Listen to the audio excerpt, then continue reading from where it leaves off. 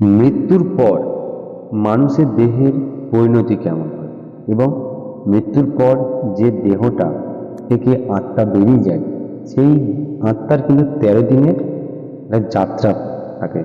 আর সেই 13 দিনই বেশিরভাগ হিন্দু সনাতনী শাস্ত্র অনুযায়ী তাদেরকে অশৌচ পালন করা হয়।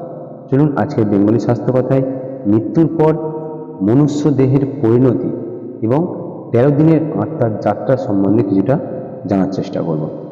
হিন্দু শাস্ত্র অনুযায়ী মানুষের মৃত্যুর পর শরীর ও আত্মার পথ আলাদা হয়ে যায়। শরীরের অবস্থা হচ্ছে মৃত্যুর সঙ্গে সঙ্গে দেহ জড় পদার্থে পরিণত হয়।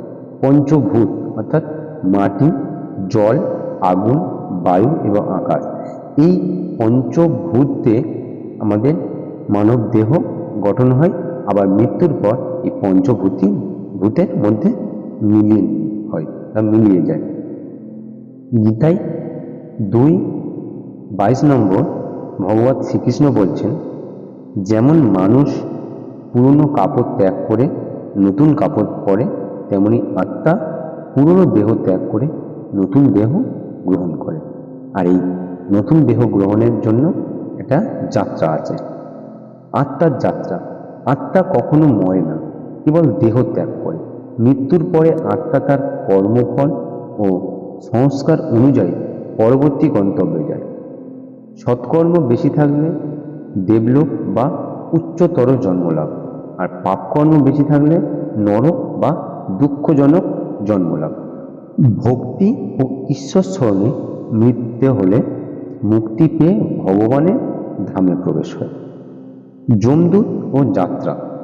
গরুড় পুরাণে বর্ণিত আছে, মৃত্যুর পরে যমদূত আত্মাকে নিয়ে যমপুরীতে যান। সেখানে কর্মফল নির্ধারণ হয়। তবে ভগবান নাম স্মরণে মৃত্যুবরণ করলে বিষ্ণুদেব এসে ভক্তকে নিয়ে যান। যমদেবের কোনো অধিকার থাকে না। নতুন জন্ম বা মুক্তি। যদি কর্মফল শেষ না হয়, আত্মা আবার জন্ম নিয়ে জীবনের চক্র প্রবেশ করে, যেটা পুনর্জন্ম বলা হয়। যদি ঈশ্বর চরণে আত্মা সম্পূর্ণ আত্মসমর্পণ করে, তবে জন্ম মৃত্যুর চক্র থেকে মুক্তি পেয়ে মোক্ষ বা মুক্তি লাভ করে। মৃত্যু পরবর্তী আত্মার যাত্রা গরুড় পুরাণ ও ভগবত অনুসারে দিনভিত্তিক সম্পূর্ণ। মৃত্যুর পর প্রথম দিন থেকে 13 দিন পর্যন্ত কি কি ঘটে, গরুড় পুরাণ ও শ্রীমদ্ ভগবতের ভিত্তিতে মানুষের মৃত্যুর পর আত্মার প্রথম 13 দিনের যাত্রা তা এবার ব্যাখ্যা করব। প্রথম দিন, মৃত্যুর সাথে সাথে আত্মা দেহ ত্যাগ করে। যারা ভক্ত তারা নাম স্মরণে থাকলে বিষ্ণুদেব এসে নিয়ে যান।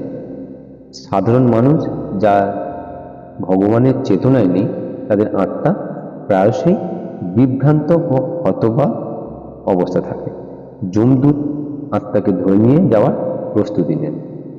দ্বিতীয় দিন, আত্মা তার চারপাশে দেখে যে প্রিয়জনের কান্না শুনতে পায়, কিন্তু কিছুই করতে বা স্পর্শ করতেও পারে না। আত্মা তখনই বুঝতে চেষ্টা করে যে সে শরীর ছেড়ে গেছে।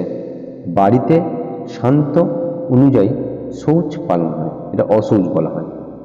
পরের দিন, গরুড় পুরাণে বলা হয়েছে, এই সময় আত্মাকে এক বিশেষ সূক্ষ্ম দেহ দেয়া হয়, যে যমপুরীর সঙ্গে ধীরে ধীরে অগ্রসর হয়।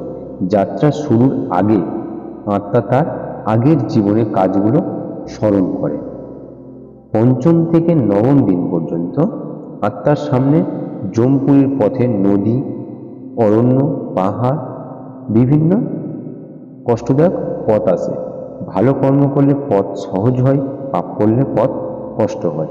এবং আত্মার জন্য বাড়িতে প্রতিদিন পিণ্ডদান ও জলদান করলে পথে কষ্ট কমে।